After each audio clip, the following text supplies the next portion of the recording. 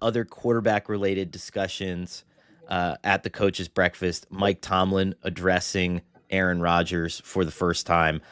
Clearly didn't spill his guts and tell us everything that he was thinking in this scenario. But what are we learning about this process? I mean, is Aaron still likely the guy? What do you come out of the breakfast thinking? I think in true Mike Tomlin fashion, he is very much kind of like not pinning himself in a corner and not panicking, and very like, hey, we'll leave the light on for him.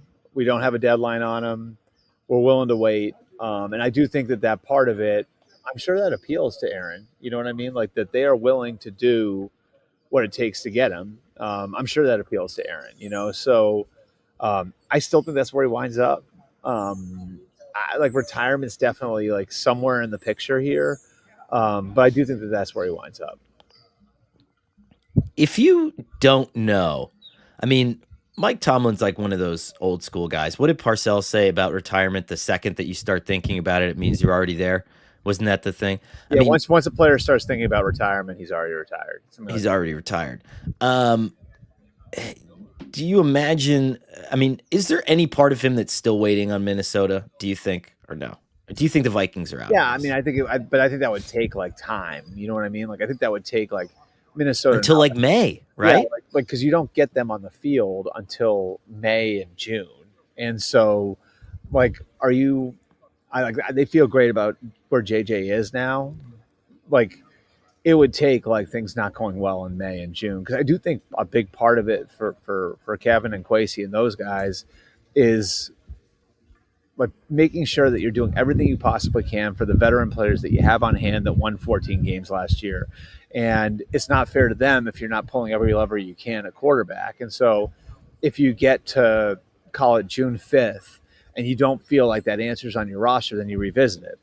So, I mean, it's kind of funny. Like, could he retire and then unretire, like Brett Favre style? I don't know. I mean, I think it would probably have to look something like that.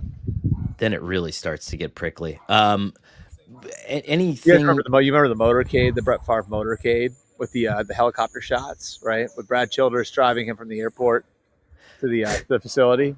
I think that's when we completely lost the plot as a sports society, and we've been living in this world for the last like 20 years. We have Brett Favre to think of it. Yeah, now we're all just. If I remember, like the Favre crew it was like Rachel Nichols, Ed Werder, and Scott Hansen at NFL Network. I think those three were the ones that were like basically hanging out on the front lawn of the Favre compound in Hattiesburg.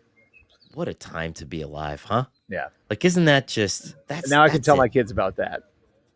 I know. I sat on a one Jets drive. We were not legally allowed to pass the point where it became public and private property.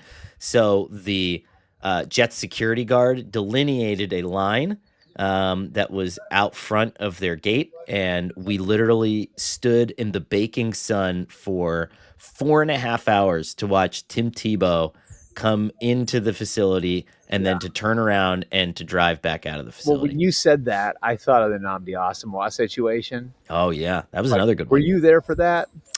I was in Philly for the Nnamdi Asomugha situation. So I was in a good place. Yeah, that was the lockout year. And that was like free agency happened at the start of training camp, which was bananas. And Nnamdi was the biggest free agent out there, and the Raiders weren't going to re-sign him. And I remember it was like everybody thought it was the Jets versus the Cowboys. And so that was like sort of the sequel to the Favre thing, where it was real stalker stuff that was going on. And I remember there was a conversation that I think if I remember right, it was Jason Garrett and Rob Ryan high-fived in a practice. And Twitter was new then, and everybody tweeted from like, oh, there it is. They got Nnamdi. And obviously then the mystery team swooped in and the dream team was created. And you could do, I mean, I'm not saying you make it into a 30 for 30, but you could do a short documentary on Nnamdi Asomugha's free agency. And I watched him the other night on The Good Nurse. He was, or not The Good Nurse. What was it? Was it The Good Nurse he was in? And he was fantastic. He's a great actor now. He was one of the smartest players I've ever been around. He was off the charts. a really good player too. I don't think he.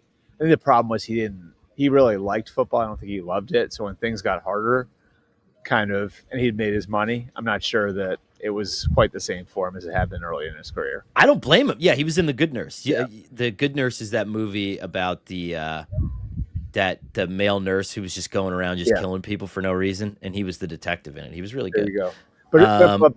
But yes, like, and you could do a documentary about this Rodgers thing, but I think Tomlin right now, like, this feels a little bit like, you know, when you're 23 and you're in a bar and you're trying to do enough to show the girl across the bar that you're interested, but you don't want to come off as being too aggressive or overbearing. So you're trying to play cool. You know what I mean? Like, that's Tomlin on the other side of the bar right now.